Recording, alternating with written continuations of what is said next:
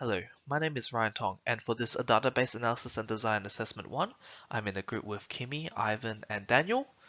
And for my part, I will be doing 2D 1 to 5, which is the SQL queries, as well as a brief synopsis over 2B and C, and a finishing of 3A.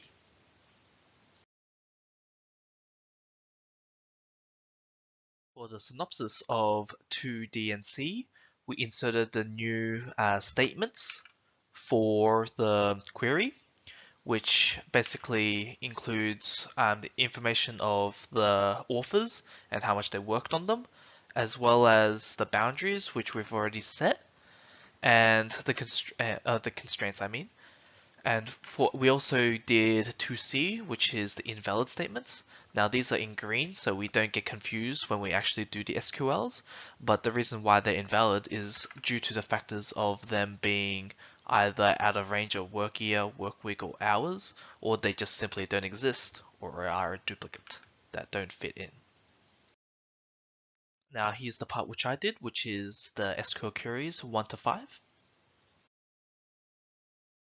For query 1, it was a pretty self-explanatory task where we just had to get author IDs, work year, and work hours from the work session table.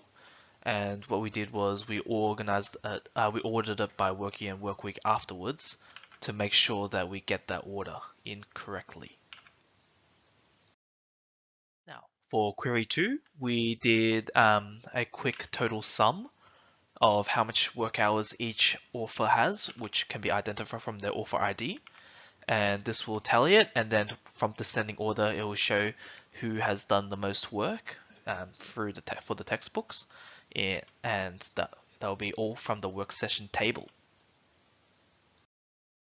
Now for query 3, this was more of a reorganize and reordering.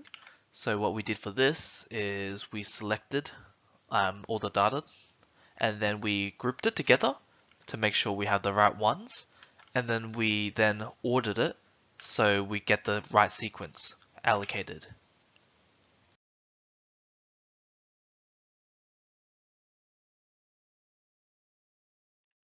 Now for query 4, what we've done is basically we combined query 2 and 3 together, so we can actually now see from the BID ordered by BID, and then we can sum up from the total IDs from author ID and put it into the BID table. Now this can be seen by grouping the BID first and then ordering it by the BID afterwards. So we first get the information to BID and then we order it by it. So we can actually see from the years of 2011 and 12 which one comes first, as well as how much they've been worked on each year. This was a little bit of a tricky one, but what I've done is, in order to match up to them, I used the function inner join. So after I selected the ones I need, which is the BID and author ID, to match up with the pay rate and the sum, I then need to make sure that there are no duplicates, and the way to do that is through inner join, and with the both having from ABID and WBID equaling together, as well as an author ID and the W author ID matching together, then that will be displayed.